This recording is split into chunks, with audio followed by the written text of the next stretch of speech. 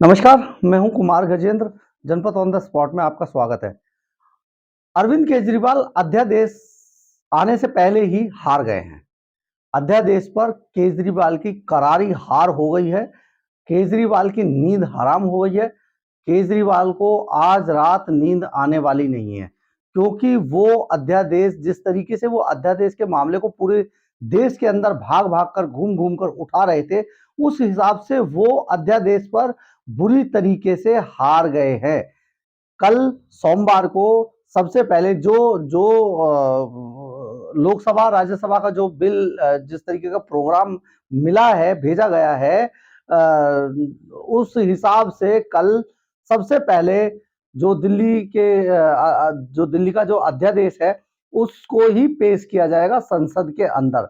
और संसद के अंदर किसी भी रूप में बीजेपी को अध्यादेश बिल को पास कराने में कोई परेशानी आने वाली नहीं है, क्योंकि लोकसभा के अंदर बीजेपी के पास पर्याप्त आंकड़े हैं और वो आंकड़े बीजेपी के फेवर में हैं। यानी कि इस अध्यादेश पर जो मामला सामने आने वाला है, लोकसभा से ये अध्यादेश बिना किसी बहसबाजी के, बिना किसी जिरह के पास हो जाएगा।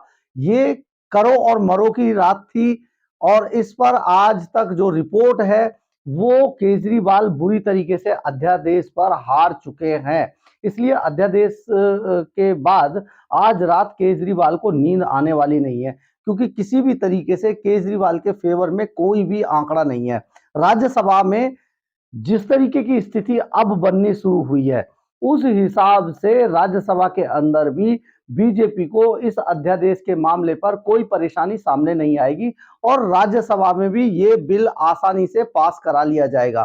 क्योंकि जो इस बिल के जो पक्ष में जो सबसे बड़ा जो फैक्टर था, माना जा रहा था, वो फैक्टर था शरद पवार का।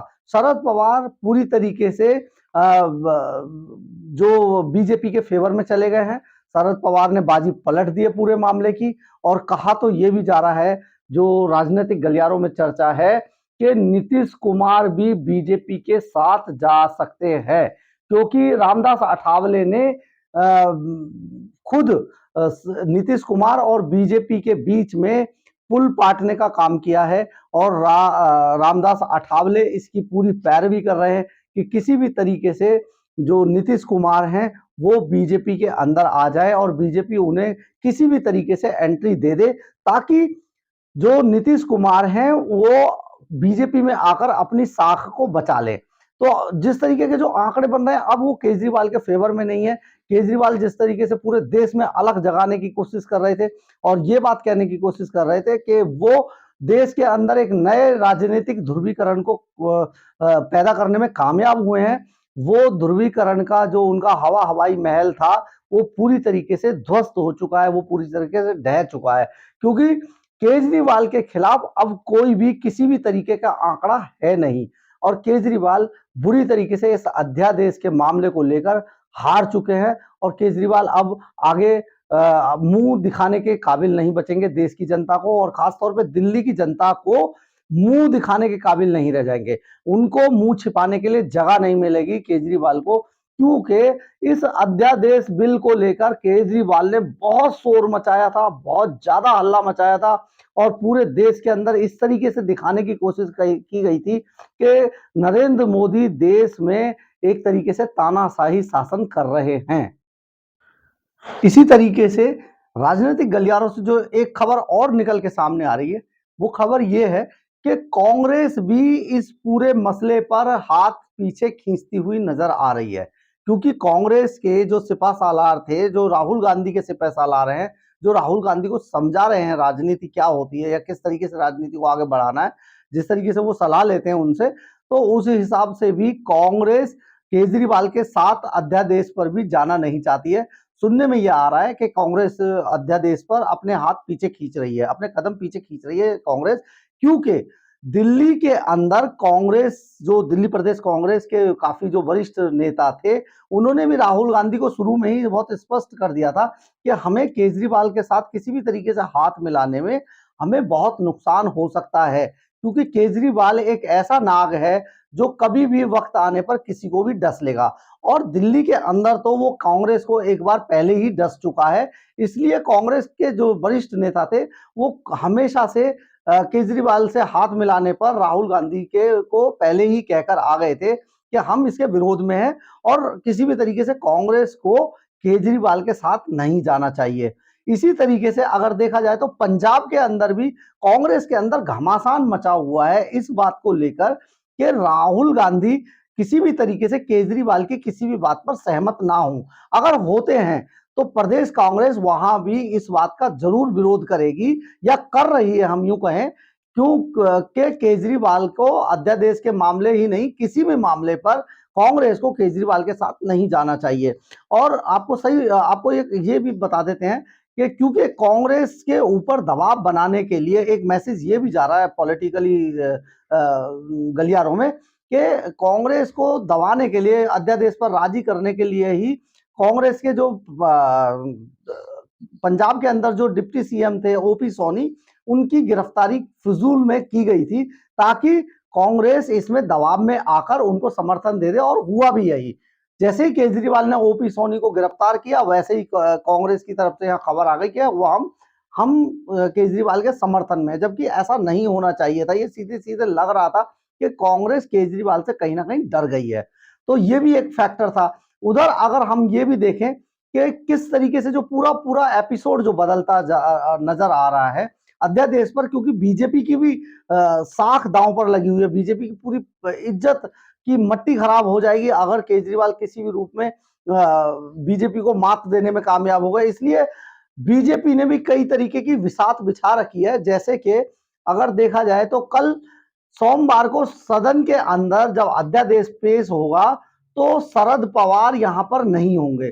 शरद पवार पूरी तरीके से महाराष्ट्र पर फोकस कर रहे हैं और पर्दे के पीछे कहीं ना कहीं वो मोदी और अमित शाह के दरबार में हाजिरी लगाने की जुगाड़ लगा रहे हैं कि किसी तरीके से वहां पर हाजिरी लगे और वो सभी को मात देते हुए एक बार फिर से बाजी पलटने में कामयाब हो जाए। और ऐसा वो कर भी सकते हैं क्योंकि जो शरद पवार है इस टाइम राजनीति के मैदान में सबसे वरिष्ठतम जो नेता हैं उनकी श्रेणी में आते हैं और उनका एक लंबा राजनीतिक सफर है जिसमें उन्होंने बहुत सारे मोहरों को बहुत सारे सह और मात में जो है उन्होंने मात दी है।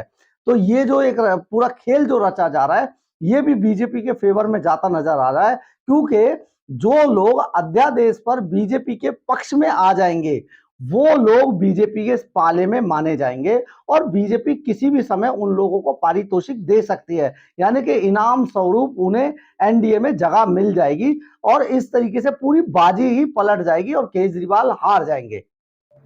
उधर अगर सही मायनों में देखा जाए तो यहाँ पर जो लोकसभा में ये जो बिल है, ये अध्यादेश जो है पूरी तरीके से पास हो जाएगा और लोकसभा में कोई नहीं रोक सकता है इस बिल को पास करने से। लेकिन इसमें जो समझा जा रहा था, जिस तरीके से केजरीवाल अपनी विसात बिछा रहा था, केजरीवाल जो हल्ला मचा रहे थे, तो उस हिसाब से राज्यसभा के अंदर थोड़ी प्रॉब्लम्स थी। लेकिन हम आपको राज्यसभा और लोकसभा में तो पास हो ही जाएगा, तो हम एक बार राज्यसभा की आपको स्थिति वोटों की बताना चाहते हैं कि किस तरीके से बीजेपी के पास राज्यसभा में किस तरीके से अध्यादेश पास करा लिया जाएगा। ये एक वोट स्थिति ये है कि जो जो राज्यसभा के अंदर कुल सांसद हैं वो 237 सांसद राज्यसभा के अंदर है, यानी कि जो टोटल सांसद का जो आंकड़ा है वो 237 का आंकड़ा है और बहुमत के लिए 120 सांसद चाहिए, यानी कि अध्यादेश को पास कराने के लिए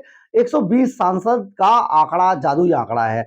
और ये जो आंकड़ा है ये अगर देखा जाए तो ये बीजेपी में एनडीए के पास 114 सांसद है। अब आप इसका कैलकुलेशन देखिए, बीजेपी के पास 114 सांसद है, वाईएसआर के पास 9 सांसद है, बीजेपी बीजेडी बीजू जनता दल जो है उसके पास भी 9 सांसद है, टोटल ये 18 सांसद हुए। और एनडीए और बीजेपी को लगा के 105 सांसद बनते हैं। 105 सांसदों को अगर 18 से जोड़ दिया जाए तो टोटल 123 सांसद बीजेपी के पास, बीजेपी के पाले में राज्यसभा के अंदर हैं। 123 सांसद जो जो राज्यसभा के जादुई आंकड़े यानी कि 120 से 3 फालतू हैं।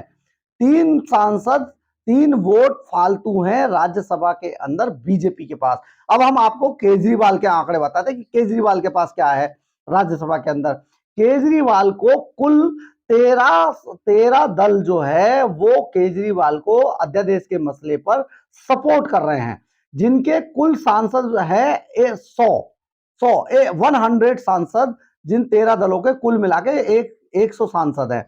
और जिनमें से संजय सिंह जो कि खुद केजरीवाल के सांसद थे, अब या तो उन्होंने साजिशन, क्योंकि बीजेपी में वो भी जगह बनाना चाहते होंगे कि अगर आम आदमी पार्टी नहीं रही, क्योंकि संजय सिंह बहुत शातिर दिमाग आदमी है, तो हो सकता है कि पर्दे के पीछे वो भी बीजेपी के साथ पींगे बढ़ा रहे हो। और उस दिन जो राज्यसभा में हुआ वो जानबूझ के किया गया प्रायोजित हंगामा था संजय सिंह का, ताकि संजय सिंह को जो सांसद जो अध्यक्ष थे संजय सिंह को उठाकर बाहर फेंक दे और उन्हें निष्कासित कर दे। तो अगर संजय सिंह को निकाल दिया गया है तो 100 में से एक गया, तो अब केजरीवाल के पास बचे 99 सांसद बचे। इनमें से एक हरवंश नारायण सिंह हैं जो वोट नहीं डालेंगे। उस हिसाब से केजरीवाल के पास बचे 98 सांसद, और शरद पवार भी वोट डालने नहीं आ रहे हैं। उस हिसाब से बचे 97 सांसद। 97 सांसद का एक बेफजूल का आंकड़ा केजरीवाल के फेवर में है अध्यादेश के मामले पर। लेकिन क्या ये 97 भी केजरीवाल को वोट करेंगे? हो सकता है रात रात में बीजेपी और कोई बड़ा खेल कर दे, या फिर जो ये 97 सांसद में से कई सांसद रात रात में बीजेपी के नेताओं के संपर्क में आ जाएं और उठाकर सीधा सीधा केजरीवाल को बड़ा झटका दे दें, जिस वजह से केजरीवाल अध्यादेश के मामले में राज्यसभा के अंदर बुरी तरीके से हार गए हैं, हार जाएंगे। और अगर ये केजरीवाल की बड़ी हार होती है तो समझ लीजिए केजरीवाल को दिल्ली और देश के अंदर मुंह छिपाने के लिए जगह नहीं मिलेगी। अगर आपको मेरा वीडियो अच्छा लगा हो तो लाइक, सब्सक्राइब और शेयर जरूर करें, इससे मुझे ऊर्जा मिलती है। जय हिंद, जय भारत।